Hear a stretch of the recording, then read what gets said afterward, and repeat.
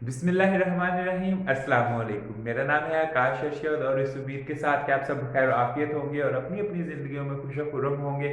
आज के ब्लॉग का करते हैं जी आगाज़।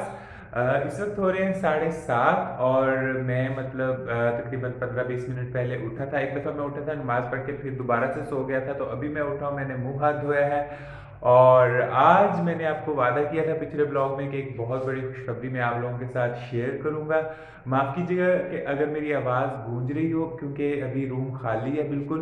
तो उस वजह से ये आवाज़ अभी गूंज रही है। तो आप पिछले ब्लॉग में मैंने आप लोगों से जिक्र किया था कि आप लोग मुझे रूम आइडियाज़ बताएं कि मैं रूम को कैसे डेकोरेट करूं।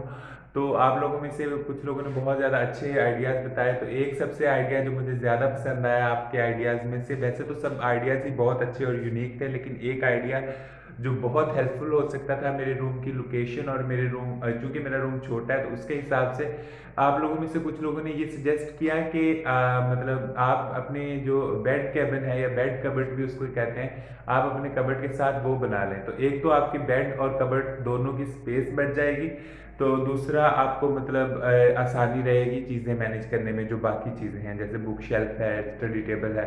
तो अभी हमने डिसाइड किया है कि हम अपने बेड के साइड या उसके अराउंड जो है वो कैबिन बनवाएंगे और फिर एक स्टडी टेबल और एक बुक शेल्फ वो बनाएंगे।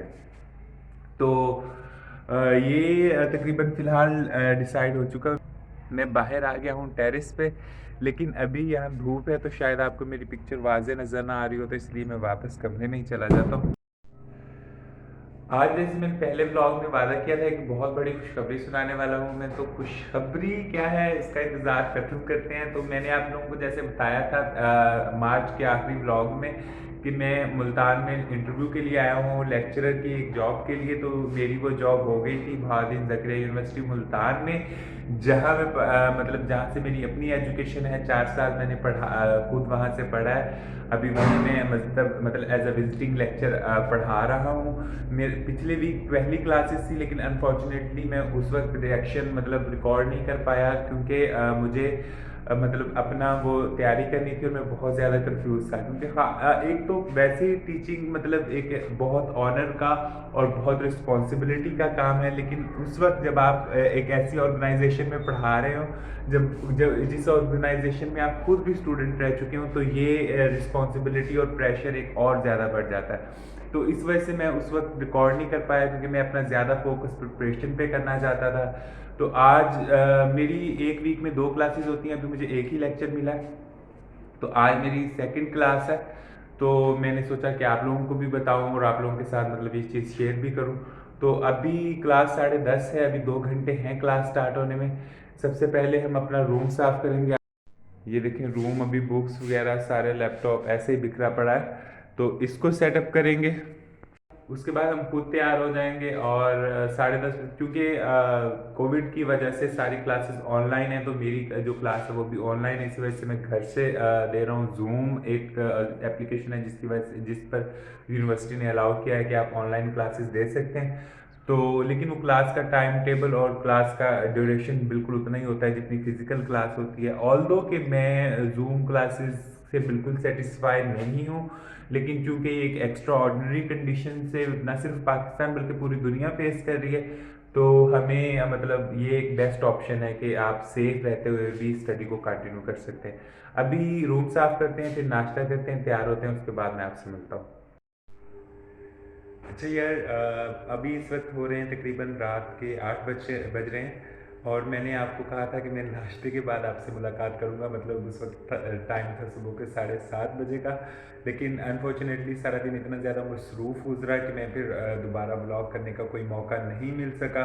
पहले 8:30 बजे मैंने नाश्ता किया, नहाया, कपड़े बदले और फिर मैं मार्केट तक गया। मुझे घर वालों के लिए कुछ सामान लेके आना था, वो लेके आया। जैसे ही मैं सामान लेके आया फिर 10:30 बजे मेरे लेक्चर का टाइम था। वो लेक्चर मतलब स्टार्ट हुआ, लेकिन आज चूँकि ऑनलाइन क्लासेस हो रही हैं यूनिवर्सिटी की, तो जितना भी जो लेक्चर डिलीवर करते हैं वो ऑनलाइन जूम एक ऐप है, वहाँ पे उसके ज़रिए हम कर रहे हैं। लेकिन आज यहाँ हमारे इलाके में पूरे मियाँ चन्नू में कहीं भी लाइट नहीं थी। कोई ग्रिड स्टेशन का प्रॉब्लम आ रहा था, जिसकी वजह से मतलब फ़नी ख़राबी को ये कह रहे थे कि तकरीबन 2 बजे लाइट आएगी, जिसकी वजह से मोबाइल सिग्नल्स जो नेट के हैं वो बहुत ज़्यादा स्लो थे। मेरी क्लास जो है वो बार बार इंटरप्ट हो रही थी, मेरी तरफ से सिग्नल कट रहे थे और मेरा स्टूडेंट्स के साथ जो कनेक्शन है वो बार बार ख़त्म हो रहा था। तो उसके चलते हुए मेरी क्लास एक्चुअली 1.5 घंटे की होती है, लेकिन फिर मुझे उसे 1 घंटे तक महदूद करना पड़ा। लेकिन फिर मैंने स्टूडेंट्स को कह दिया कि चूँकि आज एक एक्स्ट्रा ऑर्डिनरी सिचुएशन थी, एक तो आप वैसे ऑनलाइन क्लासेस के बच्चे मतलब उतने आदी नहीं हैं, क्योंकि पाकिस्तान में, बल्कि पाकिस्तान में क्या पूरी दुनिया में ये एक एक्स्ट्रा ऑर्डिनरी सिचुएशन है। पहली दफ़ा है कि जब क्लासेस ऑनलाइन कंडक्ट हो रही हैं, तो बच्चों को भी थोड़ा मुश्किल हो रहा है, साथ साथ टीचर्स को भी पढ़ाने में थोड़ा मुश्किल हो रहा था। तो फिर मैंने कहा कि आज की क्लास 1 घंटे की रख लेते हैं, ये जो आधा घंटा मतलब इस क्लास में से बचेगा उसे हम कल कंपनसेट करेंगे, तो कल की क्लास 1.5 घंटे के बजाय 2 घंटों की होगी। उसके बाद भी सारा दिन इसी तरह मसरूफियत चलती रही। मुझे बाज़ार के 2-3 चक्कर लगाने पड़े, भाई की शॉप पे जाना पड़ा क्योंकि वो उन्होंने खाना खाने आना था, तो मुझे उनकी जगह जाना पड़ा। फिर शाम को मुझे मम्मा को लेके एक जगह पे जाना था, वहाँ मैं गया। तो अभी वापस आया हूँ, आके मैंने अब नोट्स बनाने के लिए बैठा हूँ, क्योंकि ऑनलाइन क्लासेस हैं। तो बच्चों को जो है यूनिवर्सिटी की तरफ से हमें ये हिदायत दी गई है कि जो बच्चों को नोट्स हैं वो भी आपने ही प्रोवाइड करने हैं। तो ये बच्चों के लिए थोड़ा बेनिफिशियल है। तो खुद वैसे भी नोट्स तो जो भी टीचर है उसे बनाने ही पड़ते हैं, क्योंकि एक चीज़ जब आप कोई भी टॉपिक पढ़ाने जा रहे हैं तो उससे पहले आपको खुद वो अच्छे तरह से रीड आउट करना पड़ता है, उसके नोट्स बनाने पड़ते हैं, की पॉइंट्स बनाने पड़ते हैं, ताकि कल बच्चों को आप अच्छे से एक्सप्लेन कर सकें। और ना सिर्फ एक्सप्लेन कर सकें, लेकिन अगर कोई बच्चा इसके बारे में कोई सवाल भी पूछता है तो उसके बारे में भी आप उसको अच्छे से सेटिस्फाइंग आंसर कर सकें।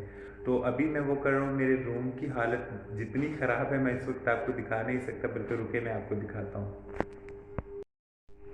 ये देखें आप, तमाम नोट्स, चादर, ट्राइपॉड, हर चीज़ ऐसे ही बिखरी पड़ी है। इसकी सबसे बड़ी वजह इन तमाम चीज़ों की बिखरने की ये है क्योंकि मेरे कमरे में इस वक्त कोई कबर्ड नहीं है या कोई भी रखने को स्पेस नहीं है इनको, तो ये ऐसे ही बेड पे पड़ी रहती हैं।